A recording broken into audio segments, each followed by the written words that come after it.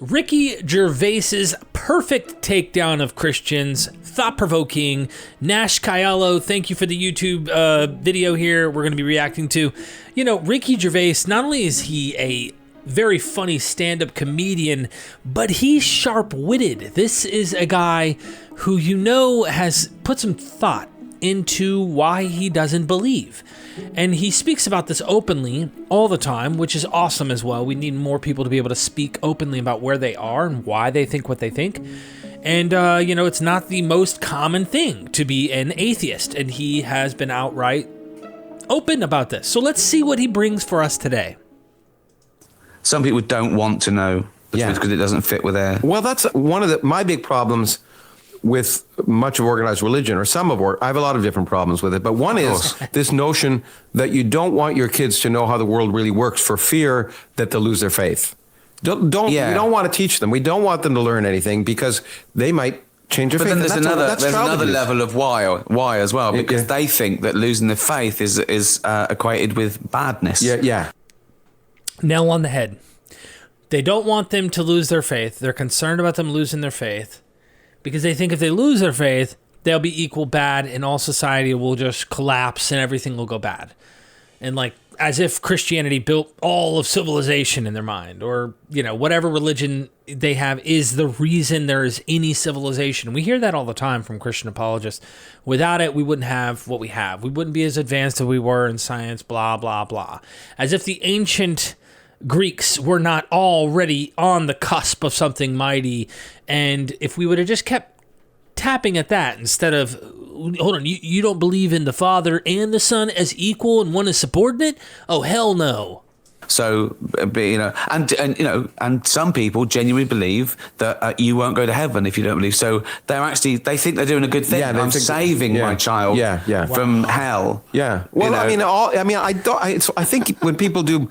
Most of the times when people do bad things, they're actually thinking they're doing a good thing. They have a rationalization for it. I mean, the extreme is the parents who don't let their kids get blood transfusions for religion. I mean, they're not trying to kill their kids. They think they're doing the right thing. And that's the problem, you know. I mean, that's one of my favorite forms of evolution, people who refuse. Yeah.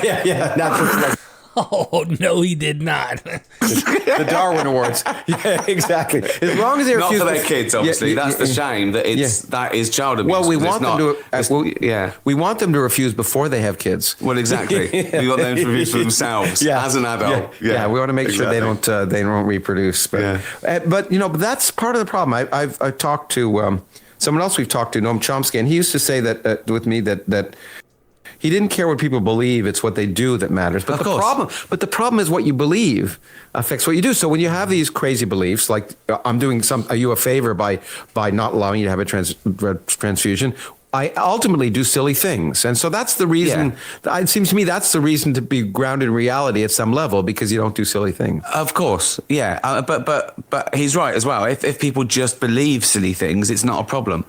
It's when they act on them. Yeah, but we all... I've never had a problem with spirituality or people believing in any god or whatever, or witches and warlocks. Yeah. But if they start infringing on my rights to play out their fantasies, then that's when I've got a say in it. Yeah, but I know, I agree. But I guess my problem is that no one's an island. I mean, so inevitably... I like this thought-provoking conversation, because it's like, oh, yeah, it's okay if you want to go over there and do that over there. As if they aren't really connected to the rest of us, you know?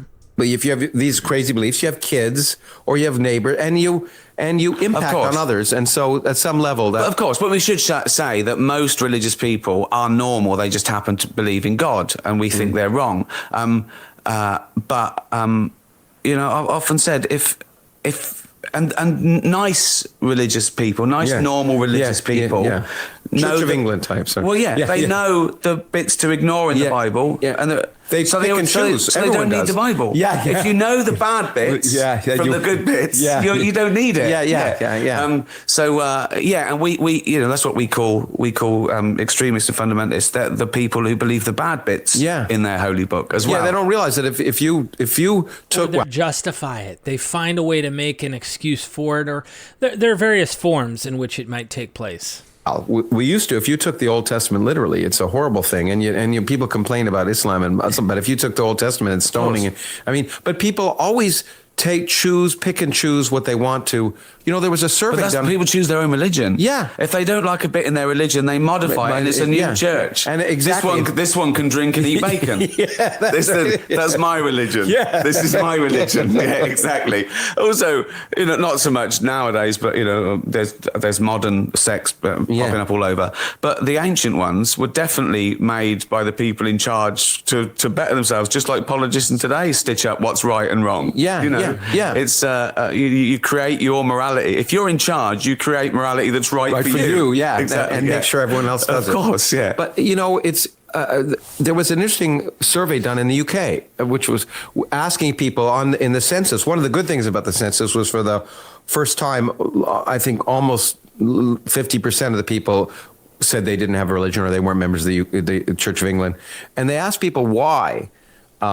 Why do you say you're Christian? Do you believe in transubstantiation or the Virgin? And people would say no, and they'd say, well, why? And they'd say, I like to think of myself as a good person. Yeah. So for most people, being religious just means they've co-opted morality, and it's a shortcut, and it's like a social shortcut to say I'm good because I do this. It's like people who give to charity or whatever. I'm automatically good. If I just give to charity, I'll be good. It makes up for all the bad things I do or whatever. There is this idea, I imagine, there, but that does seem to be a major part of it. That's why they pass it on to their kids, because they think they're, I've said before, my mum she was mildly religious. Again, C of E religious. Yeah. Go to church, and you're a good person, you're a respectable person. And usually, for a working class mum, Jesus is an unpaid babysitter. Yeah. If I can't watch you, he can. And you take that for a while, and it's fine. I don't think it's particularly harmful outside academia. But then you realise that it's just not true. Even if you look at the stats of religious people in prisons to atheists, but it doesn't add up. And morality predates all religion. Yeah. We got on before we had to make the rules. I think if there's one thing I would love. Yeah, that's a whole rabbit trail. Animals are already showing that predate us. Our cousins,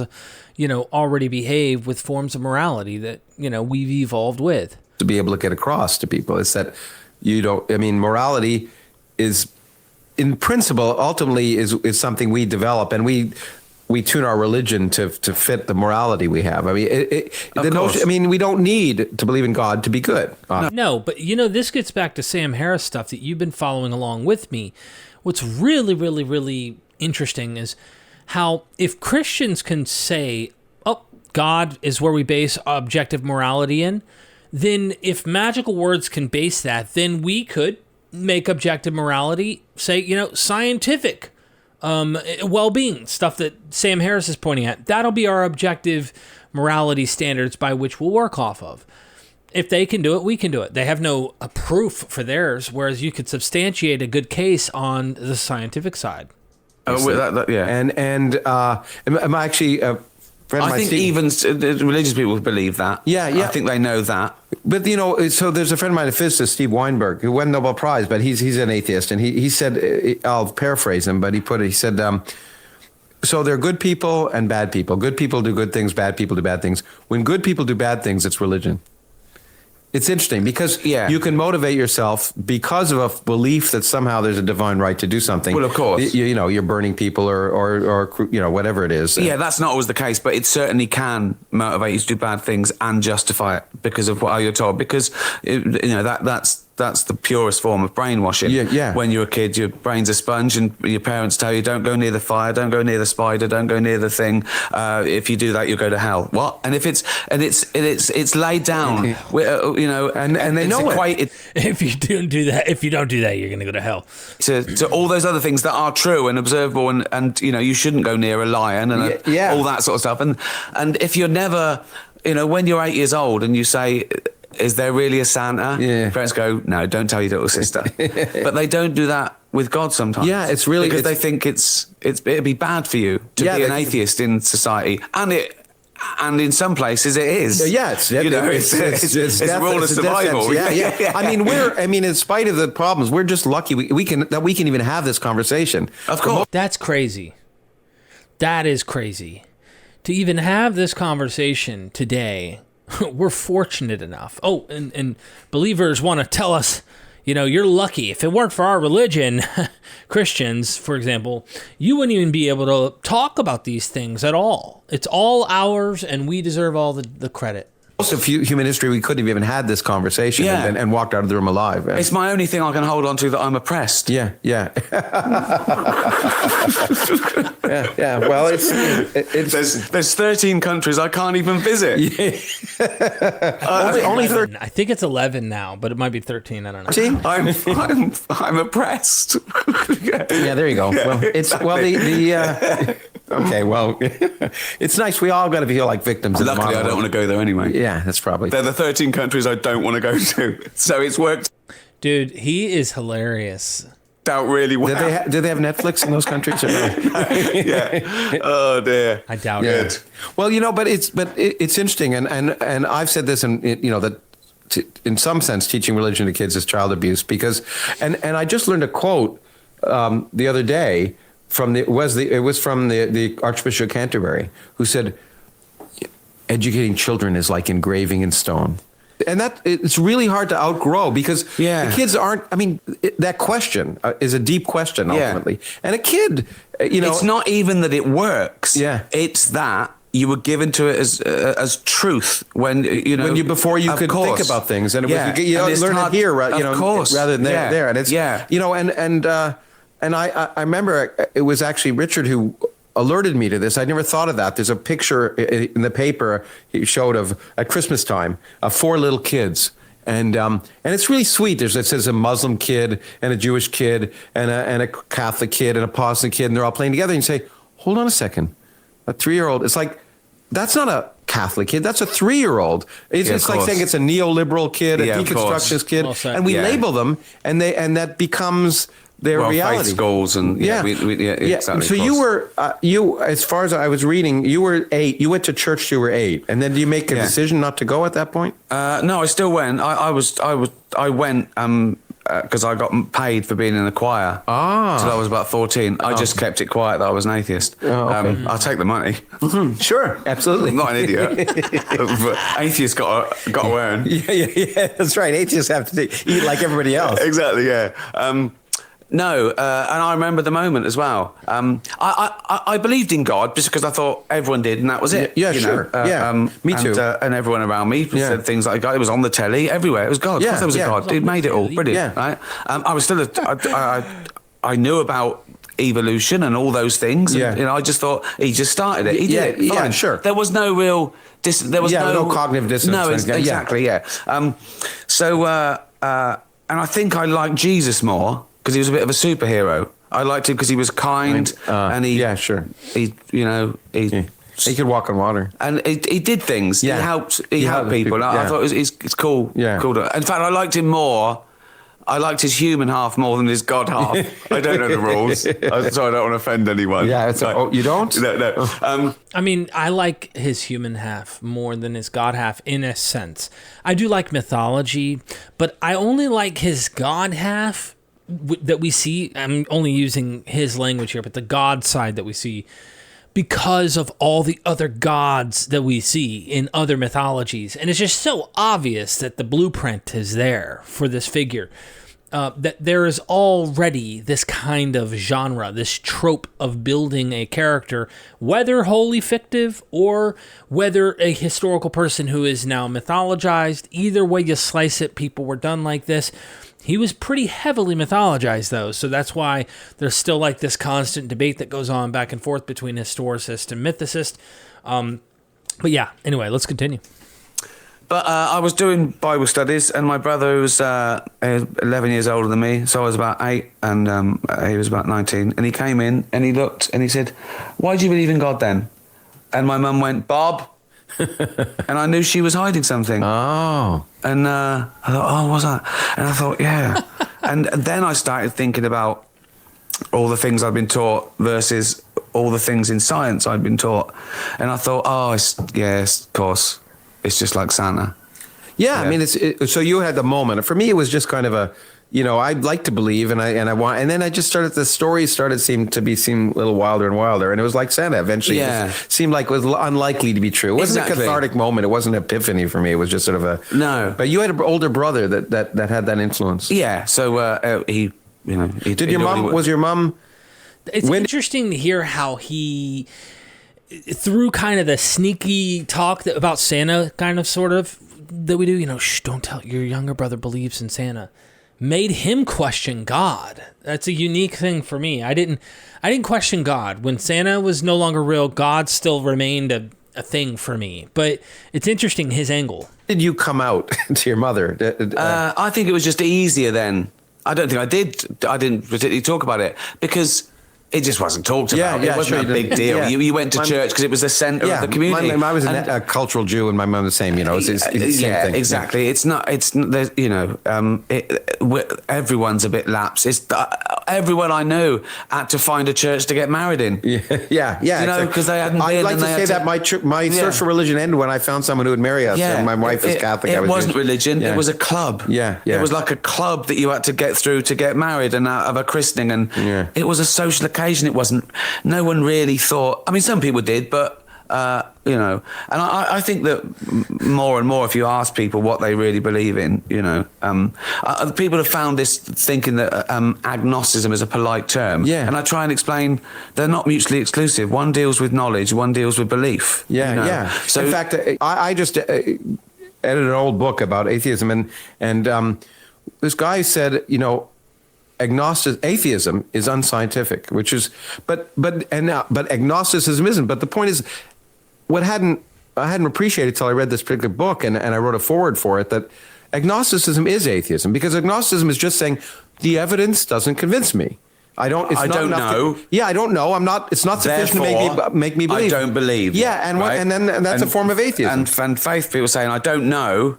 But I believe anyway. Yeah. Okay, yeah. And I think the mistake comes when people say that atheism is unscientific is because they think atheism means I know there's no God. Yeah, exactly. As opposed to I don't believe in any of your gods so far. Yeah. But convince me. I get tweets, if they proved God existed, would you believe then? I go, of course I would. Yeah. Dude, this is, I love this point, because it's like, do we need to get rid of the word atheism just so people can freaking get over themselves? Because it's clearly got baggage. It was used for Christians back in the day. It was used for any group you didn't like that you wanted to give a negative connotation to, where they didn't believe in your gods or the standard gods. The Romans accused Christians of being atheist. They didn't light a candle to the emperor. They didn't believe in the gods of Rome. They're atheist. This happened with Socrates at his trial. He was accused of atheism. And it was like death sentence accusations. And of course, Socrates says, no, I'm not an atheist like Anaxagoras or whatever his name is. I can't remember. And that guy may not have been an official atheist, but he may have just been an atheist of those gods, for all we know. It's just sad that that's where it's come to, where you can't use a word without them going, the word doesn't mean that. It's like, well, what do you want to call people like me who don't believe your superstitions? Come on. Yeah, and it would be the greatest scientific discovery ever. Exactly. Everything else, forget everything else. Don't give the prize anymore. Don't give that's the one. That's it. It's done. Yeah, it's done. Right, exactly. Yeah. Exactly. Yeah. I would say, people say, what would it take? I said, tonight the stars realigned. Yeah. And said, I'm here. It didn't have to be in English. It could be in Aramaic. Whatever. Ironically, atheists would all believe. Yeah. Right. Yeah. But all the other religions wouldn't, because it'd be the wrong God. Yeah. Exactly. Yeah. I don't know if that example specifically, I might question someone with their drones or something, but it just depends, right? I would be cautious, but I would be totally open to a biblical miracle taking place in front of my eyes. The sea splits or some crazy, oh my gosh, like that would really make me go, either we discovered some science that we just have never shown anyone, or God did it. And if the claim was, hey man, I'm a messenger of God, look, I just split this water, God is truly working right now, and this is his proof, I'd look at that sea being split and probably go, this is real, Wrong God, exactly. No, that's just, yeah, exactly. It's like NASA. We never landed on the moon. It's really fake. They did that just to do that. So your mom is has always been fine then with, I mean, I guess she had to tolerate you because she just hoped that we didn't get killed in a barroom fight and did okay. Yeah. And it was all about the kids, just be nice and don't die.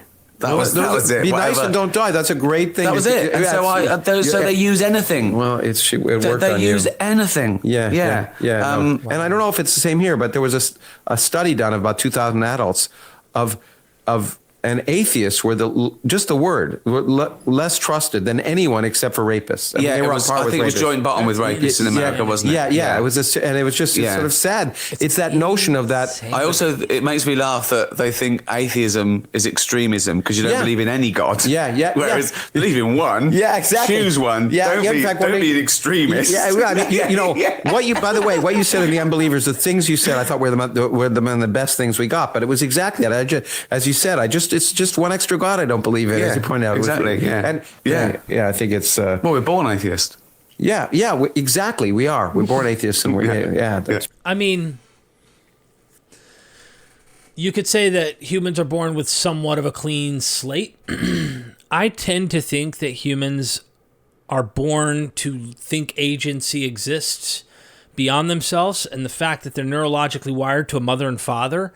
So when I hear atheists say that we're born atheists, I have to kind of contend here. I do have to be a little bit in opposition to this. I've heard it from Aaron Ra, I've heard it from other people. I would say a clean slate. Like, they're not born a Christian or born a Muslim or born...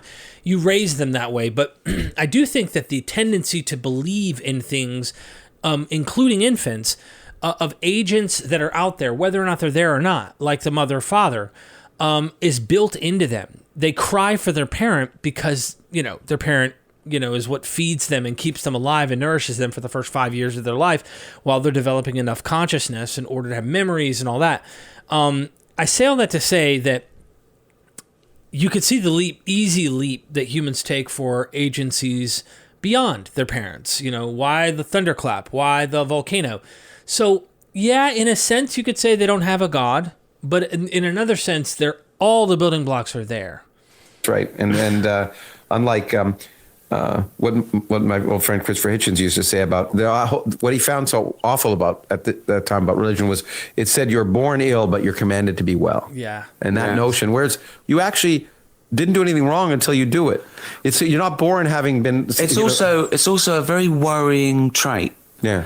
For someone to believe that babies aren't innocent. Yeah. That's a bit worrying, isn't it? It's a bit sick. Yeah. It's really sick. And unfortunately, I think it's probably traumatic for many kids. My ex-wife was a Catholic, and I remember the first time she went to church and they told her that her soul was like a lung, and it started out white, but you do all these, sins. And by the time you're that age, when she was going to go to confirmation, it was black, and you had to do these things to try and it was just it's traumatic. Really scary. It's really scary. I'm happy about that part about having grown up Jewish. At least there wasn't that stuff. I just got told that, all these bad things happened and we were. The Old Testament isn't that the first form of Judaism? Isn't that? Yeah. But it didn't. But there wasn't. No. Of course, no one. Yeah. The soul, hell, and those things. I never really heard about that when I was growing up. So the New Testament was trying to make it less Jewish for. For everyone else. Exactly. Yeah. Yeah. All I got from the Old Testament is supposedly that we're better than everyone else. Yeah. Well, Jesus in my church looked like Brad Pitt. Yeah. Well, there you go. White, blue eyes, blonde hair. Yeah, blonde hair. So really, a lot of those people in the Middle East. It wasn't Middle East. He wasn't Middle East. Yeah, exactly. Okay. Well, I think enough. Well, we'll talk about. I want to talk a little bit about how enough religion already. Enough religion already. We've given it too much airtime already. But, ladies and gentlemen, you can't get enough of Ricky Gervais. He's awesome. Of course, Lawrence Krauss is also a brilliant mind as well, theoretical physicist. I always enjoy learning from these guys. Ricky's hilarious. He's a funny guy. His stand-up is hilarious, and he is like me. He's like you, I imagine. If you're watching this or you're really in the community, I imagine you're also a non-believer. But if you're not, welcome. Hey, I welcome everybody. We're here trying to question. We're skeptics. We don't buy what we're being told and sold. So at the end of the day, I just want to say thank you for being here. What did you like about this video? if you comment, YouTube rewards channels that you comment on. So help us grow by creating interaction, telling me your thoughts down below, because I am paying attention and I want to do reactions to videos that are suggested by you. It means the world to me. I wake up in the morning and I'm inspired to do more reactions and to grow this community, all thanks to you. Consider liking this video, sharing it to your socials, and I really appreciate it. Subscribe. Over 90% of you have not subscribed that are watching. Until next time, see you then.